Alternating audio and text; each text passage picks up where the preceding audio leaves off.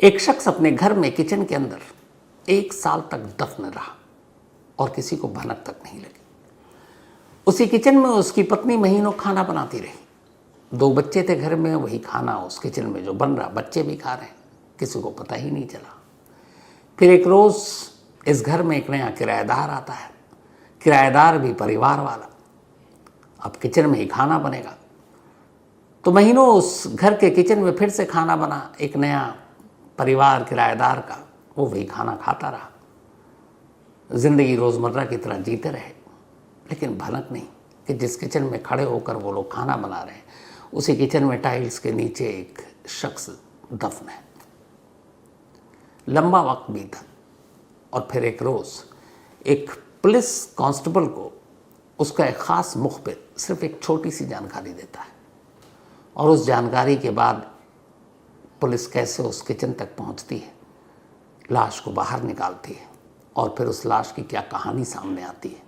पेश है पूरी कहानी। बिहार के सीवान का रहने वाला एक शख्स 2015 में रोजी रोटी की तलाश में बिहार से गुजरात पहुंचता है।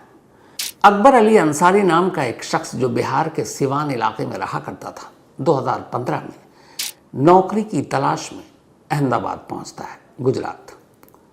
पर अहमदाबाद जाने से पहले वो अपनी पत्नी को, अपनी बीवी को भी साथ ले जाता है। सिवान में रहने के दौरान अकबर को रूबी नाम की एक लड़की से प्यार हो गया। फिर दोनों के घर वालों की रजामंदी से इनकी शादी हो गई। अब अकबर और रूबी दोनों खुश थे। शादी के बाद जिम्मेदारी बढ़ी, तो अकबर ने कहा चलो अब नए शहर में चलकर नौकरी ढूंढते हैं और वही अपनी नई ज़िंदगी शुरू करेंगे। रूबी भी खुशी खुशी साथ अकबर के साथ अब वो अहमदाबाद में अपना इन्होंने एक छोटा सा आशियाना बसाया। धीरे धीरे वक्त बिता, इन्हें 2 बेटे हुए। सब कुछ ज़िंदगी में ठीक चल रहा था।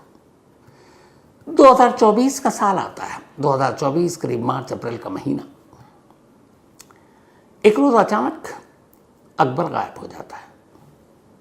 अब जिस इलाके में ये लोग रहते थे, अहमदाबाद के, इतने वक्त से रह रहे थे, आस पड़ोस के लोगों से जान पहचान थी, दोस्ती थी, तो पड़ोसी अक्सर बात भी करते हैं, हाय हेलो भी करते हैं, खैरियत भी पूछते हैं। तो अब अकबर कई दिनों से घर नहीं आया, ना सुबह ना शाम। जब नौकरी के लिए जाता था, लोग देखते थे, हाय हेलो होता था। तो कुछ पड़ोसियों ने पूछा रूबी से कि आजकल आपके शौहर दिखाई नहीं देते। तो रूबी ने कहा कि वो अच्छी नौकरी मिल गई है और वो दुबई चले गए। पड़ोसी हैरान भी लेकिन खुशी भी कि चलो अच्छी नौकरी मिल गई, अच्छा परिवार है ये लोग। तब कई पड़ोसनों ने भी पूछा, रूबी ने यही कहा।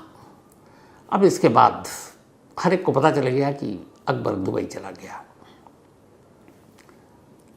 इसमें कोई शक की बात थी नहीं, बहुत सारे लोग नौकरी के लिए जाते हैं। धीरे धीरे वक्त बीता। फिर अचानक महीने 2 महीने के बाद इस घर में ताला लग गया, जिस घर में अकबर और रूबी रहा करते थे। पड़ोसियों को बड़ी हैरत हुई। तो एक रोज़ अपना कुछ सामान लेने के लिए रूबी आई, तो उसने पूछा पड़ोसियों ने कि यहाँ पे आप कहाँ गए। तो उन्होंने कहा चूँकि अब अकबर चले गए हैं दुबई, तो यहाँ बच्चों के साथ क्या रहना, तो वापस सोच रहे हैं हम लोग घर चले जाए। ये बात भी बड़ी जेन्युइन सी थी। खैर अब वो घर खाली है। 2-3 महीना और बीत जाता है। फिर अचानक एक रोज़ एक नया परिवार किराएदार की शक्ल में उस घर में दाखिल होता है। पड़ोसी से बातचीत होती है तो पता चलता है कि रूबी ने ये घर किराए पे दिया है। अब नया परिवार, हस्बैंड वाइफ बच्चे उस घर में आकर रह रहे हैं। धीरे धीरे वक्त बीता, साल से ऊपर हो गया। अब न रूबी उधर जाती, ना बाकी और कोई। इस बीच में हुआ ये कि कुछ महीने बाद उस किराएदार ने भी, जो नया आकर रुका था, उसे कहीं और नौकरी मिल गई। उसने भी वो घर खाली कर दिया। अब एक बार फिर से घर पर ताला जड़ गया। अब उस घर में कोई नहीं है। वक्त बीता धीरे धीरे। इसी दौरान में अभी जून जुलाई में एक रोज़ अहमदाबाद के इसी इलाके में एक सिपाही कहीं से गुजर रहा था। एक उसका मुखबिर था। वो मुखबिर उसके पास आया और उसने कहा साहब आपको एक खबर देता हूँ। उसने बार बताओ। उसने कहा फलाने मोहल्ले में एक शख्स रहता था अकबर, और करीब साल सवा साल से वो गायब है, और जहाँ तक मुझे मालूम है वो अब इस दुनिया में है ही नहीं। उसका कत्ल हो चुका है। जब पुलिस वाले ने ये सुना तो बोला कि यार ऐसे सिर्फ एक शख्स गायब है और कत्ल हो चुका, हवाई बातें, कोई सबूत दो। उसने कहा कि ये एक मुझे किसी और ने बात बताई और उसका नाम तो मैं बताऊंगा नहीं आपको, लेकिन ये उसका नाम रहा, ये पता रहा जो गुम है, और आप अपने तरीके से छानबीन कर लीजिए, लेकिन आपको बता रहा हूँ कि इसका कत्ल हो चुका है। अब वो कांस्टेबल अपने सीनियर अफसर के पास जाता है और कहता है कि हमारे मुखबिर ने एक खबर दी है। अब चूंकि वो मुखबिर बड़ा ख़ास था, उसकी खबर कभी गलत होती नहीं थी। एक अच्छा पुलिस वाला वही होता है जिसके मुखबिर बड़े भरोसेमंद हो, और पुलिस का आधा काम तो मुखबिर ही कर देते हैं। सीनियर अफसर समझदार थे, उन्होंने कहा तुम्हारा अगर भरोसे का मुखबिर है तो उसकी बातों को उड़ाओ मत, तुम इसके बारे में खामोशी से तफ्तीश करो। नाम तुम्हें पता ही है, अकबर अंसारी, उसने पता भी बता रखा है, और 1 साल से गायब है, तो जाकर पहले पूछताछ करो, मोहल्ले के लोग बता देंगे कि उसको किसी ने देखा है या नहीं देखा पिछले साल, सवा साल में। अब वो पुलिस वाला उस मुखबिर के बताए मोहल्ले में पहुंचता है। घर का पता मालूम था। जब वो घर गया, उसने देखा घर पे ताला लगा हुआ है। उसने आस पड़ोस से पूछताछ की तो उन्होंने कहा कि करीब साल, सवा साल पहले इस घर में रहने वाला अकबर दुबई चला गया काम करने के लिए। तो उसने पूछा किसने बताया? उसने कहा उसकी बीवी रूबी और 2 बच्चे थे, यहाँ रूबी नहीं बताया। फिर उसके बाद कुछ वक्त तक यहाँ रूबी भी रही, फिर रूबी भी यहाँ से चली गई और एक किराएदार आया, वो किराएदार रहा, वो भी चला गया, और कुछ महीने से ये घर खाली पड़ा हुआ है, बंद है। अब पुलिस ने अकबर के बारे में छानबीन शुरू की। जहाँ वो नौकरी करता था वहाँ गए, तो जब वहाँ गया तो पता चला कि अकबर बिना इन्फॉर्म किए हुए नौकरी पर आना उसने छोड़ दिया। ये बात उस पुलिस वाले को खटकी, क्योंकि ठीक ठाक नौकरी कर रहा है, अगर उसे बेहतरीन नौकरी, अच्छी नौकरी मिल भी गई, दुबई जा भी रहा है, तो बीच बिना तनख्वाह लिए हुए महीने के कैसे जा सकता है? और उसके ठीक ठाक रेपो था, वहाँ उसकी लोगों ने तारीफ़ की कि काबिल था, ईमानदार था, मेहनती था। तो फिर ऐसा कोई रिश्ता भी ख़राब नहीं, तो वो उसको बिना बताए हुए कैसे गैर हाजिर रह सकता है? उसने पूरी छानबीन की, पता चला उसका रिकॉर्ड बहुत साफ़ सुथरा था। अब वापस उसने फिर मोहल्ले में जाकर पूछताछ शुरू की। जब मोहल्ले में पूछताछ की तो हर एक ने कहा कि नहीं, वो बेहद ही मिलनसार अच्छा शख्स था। और फिर एक रोज़ अचानक वो यहाँ से गायब हो गया। अब अगर किसी को दुबई में नौकरी मिलती है तो आमतौर पर लोग ये शेयर करते हैं, पड़ोसियों को भी पता चलता है, रिश्तेदारों को पता चलता है, पर कोई जानकारी नहीं। अब इस पुलिस वाले ने किसी तरीके से कॉन्टैक्ट नंबर निकालकर सीवान में पता करना शुरू किया, तो वहाँ से भी यही कहा गया कि वो रूबी ने बताया कि वो दुबई चला गया नौकरी करने, लेकिन हम लोगों से कांटेक्ट किया नहीं। अच्छा, उस घर की हालत ये भी थी कि जब रूबी से उन्होंने शादी कर ली थी तो उसके घर वाले इतने रजामंद तो थे नहीं, फिर भी बेटे की पसंद के आगे झुक गए, पर रिश्ता उतना अच्छा था नहीं, और वो शादी के बाद अहमदाबाद आ गया, तो फिर एक तरह से रिश्ता कट ही गया था। तो हर तरफ से पता कर लिया। उस सिपाही ने जाकर अपने सीनियर अफसरों को रिपोर्ट दी, और उसने कहा सर सारी रिपोर्ट शक पैदा कर रही, क्योंकि वो बिना किसी को बताए हुए यहाँ से गया और अचानक गया। अब किसी तरह उसका उस वक्त का मोबाइल नंबर भी मिल चुका था। अब पुलिस अफसरों ने उस मोबाइल नंबर के कॉल डिटेल रिकॉर्ड को खंगालना शुरू किया। जब सीडीआर को खंगालना शुरू किया तो फिर पुलिस ने भी देखा कि जब उसकी गुमशुदगी की बात थी जून जुलाई 2024, उसके बाद से उसका मोबाइल लगातार बंद, कोई मैसेज नहीं, कुछ नहीं।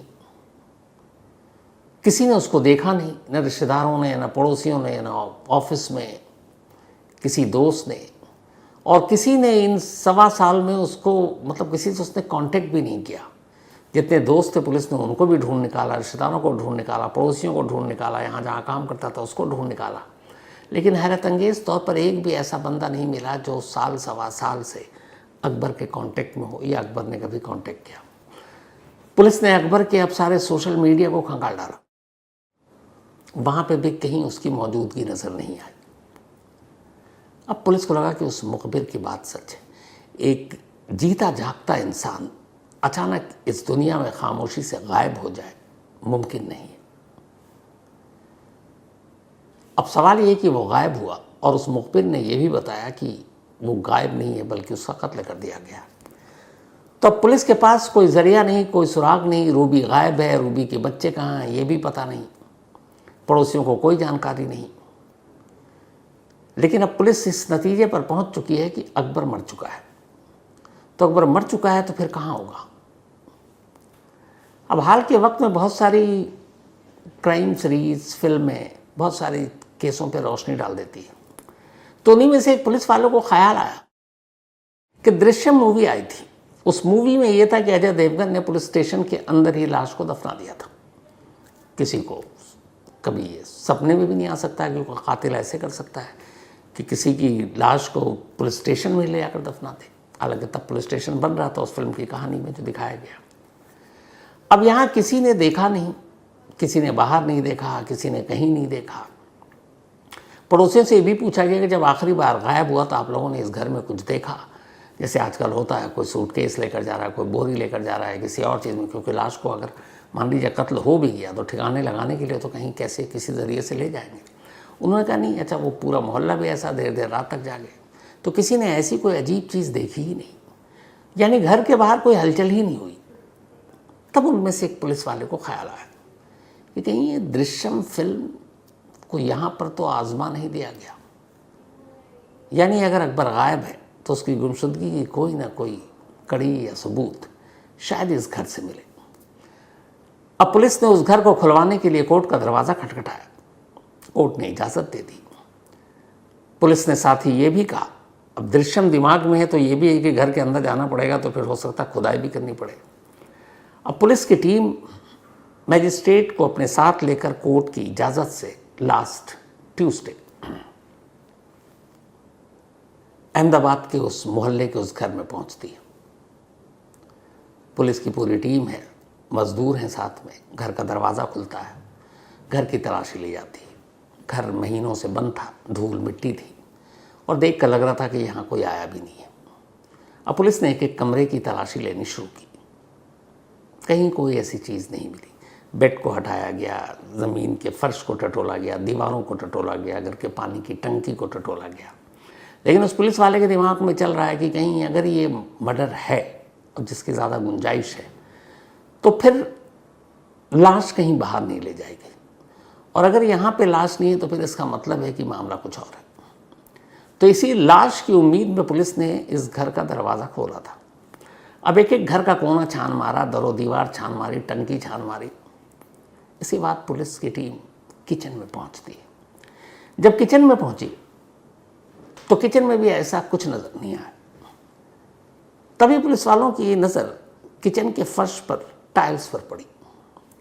टाइल्स भी ठीक ठाक, लेकिन एक दो टाइल्स ऐसा लगा जैसे तो टूटा गया है या इसको किसी अनाड़ी ने फिट किया है, क्योंकि टाइल्स जब लगाते हैं तो आप एक सपाट उस तरीके से। तो पुलिस को थोड़ा सा ऊबड़ खाबड़ दिखाई दिया। तो एक पेशेवर कारीगर या मजदूर ऐसा नहीं करता, मिस्त्री।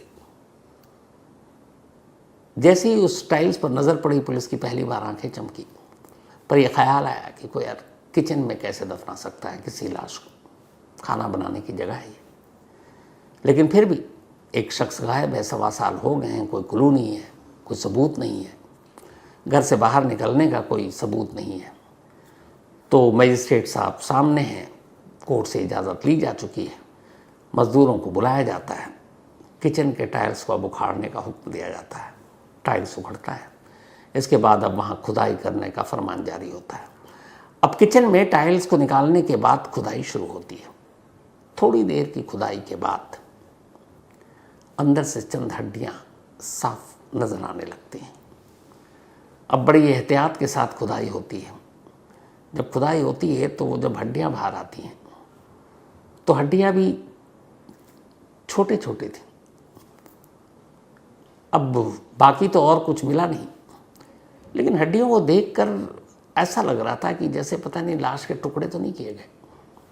खैर, बड़ी एहतियात के साथ फिर पूरे किचन की खुदाई की गई और उसके अंदर से जितने भी इंसानी हड्डियां या कंकाल के अवशेष बचे थे उनको एक एक कर बाहर निकाला गया। उसके बाद उन्हें एक पोटली बनाई गई और फिर पुलिस अपनी कस्टडी में लेगी। फिर इसके बाद उसे सरकारी अस्पताल के मॉर्चरी में भेज दिया गया फॉरेंसिक जांच के लिए। अब अकबर के घर के किचन से इंसानी कंकाल के अवशेष मिल चुके थे। यानी मुखबिर की बात सही थी, लेकिन अभी आधी कहानी थी। अब सवाल ये था कि अगर ये अकबर की ही हड्डियां हैं तो फिर अकबर को उसी के घर के किचन में कौन मार सकता है। अब यहाँ से पुलिस की तफ्तीश शुरू हुई। अब पुलिस की लाइन ऑफ इन्वेस्टिगेशन ही बदल गई।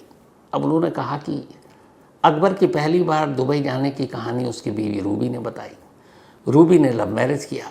रूबी ने ही शादी के बाद फिर ये पता चला कि उसको अपने सिवान से दूर एक नए शहर में ले जाने के लिए ज़िद की थी, वो यहाँ है।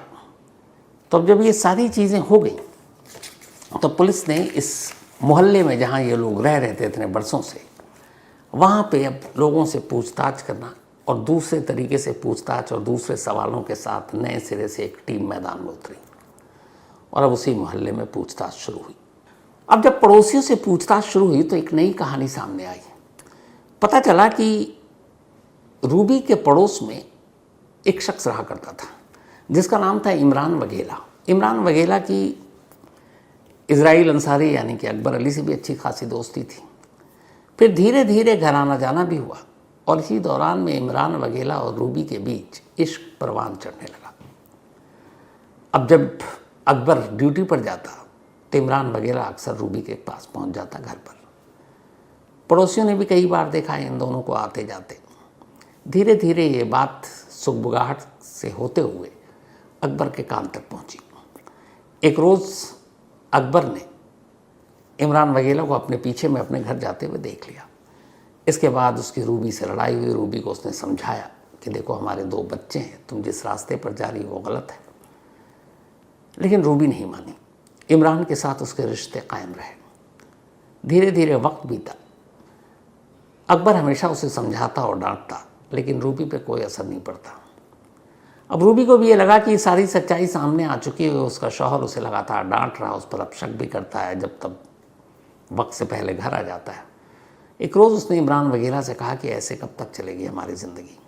तो उसने पूछा क्या करें। तो उसने कहा कि देखो मैं एक नए शहर में हूँ, अहमदाबाद में, अपने घर परिवार से बहुत दूर हूँ।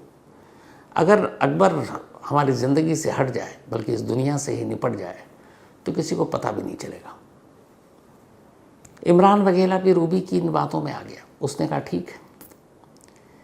इसके बाद इमरान ने अपने 2 दोस्तों रहीम और मोहसिन, इन दोनों को ये सारी बात बताई और उसने कहा कि अकबर को मारना है। 2024 में ये तीनों एक रात रूबी के घर पहुंचते हैं। अकबर घर पर था। अकबर उन्हें देखकर भड़क जाता है, लेकिन इससे पहले कि अकबर कुछ कर पाता, ये तीनों अकबर पर टूट पड़ते हैं। इसके बाद उसका गला घोंटते हैं। 3 लोगों के आगे वो बेबस था। थोड़ी देर में अकबर की मौत हो जाती है। मौत के बाद अब तीनों मिलकर तेज़ धार हथियार से उसका गला काटते हैं। ये सब कुछ रूबी की मौजूदगी में हो रहा है। फिर इसके बाद अब ये होता है कि लाश का क्या करें। तब तक इनको पता था हाल के वक्त में ऐसे बहुत सारे कत्ल हो चुके हैं। उन्होंने कहा कि लाश को लेकर जाएंगे बाहर, किसी न किसी सीसीटीवी कैमरे में भी आएंगे, यहाँ पड़ोसी भी देखेंगे रात के अंधेरे में ये लोग कहाँ जा रहे हैं, क्या ले जा रहे हैं, तो पकड़ में आ जाएंगे। सूटकेस और बैग वैसे ही आजकल लोगों की ध्यान अपनी तरफ खींच लेता है। तभी इनमें से एक को ख्याल आया कि दृश्यम फिल्म में ये दिखाया गया था कि लाश को बाहर ले जाना रिस्की होता है, तो क्यों ना घर की बात है घर में ही दफन कर देते हैं, किसी को पता भी नहीं चलेगा। रूबी ने कहा ये आइडिया ठीक है। अब ये हुआ कि घर में कहाँ, तो फिर हुआ कि किचन ऐसी जगह है जहाँ जिसका ध्यान बहुत लोगों का कम जाता है, और आमतौर पर जब मेहमान या बाहर के लोग आते हैं तो किचन तक उनकी पहुँच भी नहीं होती है, क्योंकि आमतौर पर किचन में कौन मेहमान जाता है। रूबी की ये बात इन लोगों को जच गई। इसके बाद इन लोगों ने तमीज़ से टाइल्स हटाए। इसके बाद गड्ढा खोदा, लाश के टुकड़े किए ताकि छोटे छोटे टुकड़े उसमें डाल सके। फिर छोटे छोटे टुकड़े करने के बाद उस गड्ढे के अंदर डाला, फिर मट्टी भरी। फिर इसके बाद नेक्स्ट डे आए सीमेंट और बालू के साथ, वापस टाइल्स को इन्हीं तीनों ने फिट किया और सब कुछ करने के बाद वहाँ से निकल गए। अब इनके जाने के बाद नॉर्मल, अब रूबी उसी घर में, उसके दोनों छोटे छोटे बच्चे उसी घर में। अगले कई महीने तक रूबी उसी किचन में उसी टाइल्स पर खड़ी होकर खुद के लिए और अपने बच्चों के लिए खाना बनाती और खाना खाती, जैसे कुछ हुआ ही नहीं, जैसे वो जहाँ खड़ी हो उसके नीचे कुछ है ही नहीं। जिससे उसने प्यार किया था उसी के लाश के टुकड़े करवाकर अपने ही रसोई, अपने ही किचन में वो उसे दफना चुकी थी और उस किचन में तन्हा खड़ी होकर खाना बनाती रही महीनों। और अब कोई रोकने टोकने वाला था नहीं। इमरान वघेला से भी खुलकर मिलने लगी, लेकिन कहीं ना कहीं डर तो होता है। बाद में उसे एहसास हुआ कि कहीं किसी रोज़ इस दफन लाश का सच बाहर ना आ जाए, तो इसलिए अब इस घर को छोड़ देते हैं। फिर वो इमरान वघेला के कहने पर एक दूसरे घर में पहुंच गई। कुछ वक्त तक घर खाली रहा, फिर उसने कहा किराएदार को दे देते हैं, फिर उसने किराए पे लगा दिया, फिर वो किराएदार भी चला गया और ये घर खाली पड़ा रहा। कहते हैं कि जो इमरान वघेला के बाकी दो दोस्त थे, रहीम और मोहसिन, इनमें से ही एक ने किसी जगह पर खड़े होकर अकबर के कत्ल और की बात बता दी कि वो गायब नहीं, उसका मर्डर हो चुका है। और वो मुखबिर उस वक्त वहीं मौजूद था और उसी मुखबिर ने जाकर उस कांस्टेबल को ये बात बताई और फिर ये सारी सच्चाई सामने आई। इसके बाद सबसे पहले पुलिस ने इमरान वघेला को अभी ट्यूसडे को पकड़ा, फिर उसके बाद रूबी पकड़ी गई, रूबी के साथ फिर रहीम और मोहसिन, इन सभी को पकड़ा गया। इमरान वघेला ने अपना जुर्म कबूल कर लिया, उसने पूरी कहानी बता दी, जो कहानी मैंने भी आपको सुनाई। अब ये सभी पुलिस कस्टडी में हैं, पुलिस हिरासत में है, इनसे पूछताछ हो रही है। किचन से बरामद कंकाल के अवशेष और उन हड्डियों को फॉरेंसिक इन्वेस्टिगेशन के लिए भेज दिया गया है, उसकी रिपोर्ट आ ही जाएगी। साल सवा साल से सोचिए, गुम शख्स अपने ही घर में दफन और किसी को पता नहीं, लेकिन एक मुखबिर की वजह से ये पूरा केस खुल गया। कई बार बड़े बड़े केसेस ऐसी छोटी छोटी जानकारियों से खुल जाते हैं। तो ये थी आज की कहानी, लेकिन कहानी ख़त्म करूं उससे पहले वही अपना सिलसिला। आज कमलेश चौधरी जी, इनका बर्थडे है, तो हैप्पी बर्थडे कमलेश जी। और ये लकी चौधरी जी की मम्मी है, साथ ही जारा, इनका भी आज बर्थडे है, तो हैप्पी बर्थडे जारा। और ये जस्मीन एंड राहुल साहब की बिटिया हैं। मंजरी का भी आज बर्थडे है, तो हैप्पी बर्थडे मंजरी। और ये कुशागरा सलोनिया ने भेजा है। साथ ही भावना प्रजापति, इनका भी बर्थडे है, तो हैप्पी बर्थडे भावना जी। और ये फूलचंद प्रजापति जी की वाइफ है। श्वेता दुबे, इनका भी बर्थडे है, तो हैप्पी बर्थडे श्वेता। साथ ही नयांश पाटीदार, इनका भी बर्थडे है, तो हैप्पी बर्थडे नयांश। और ये मनीषा और श्यामलाल पाटीदार जी के बेटे हैं। तो इसके साथ ही कहानी में आज इतना ही। अब आपसे मुलाकात होगी कल रात 9 बजे किसी ने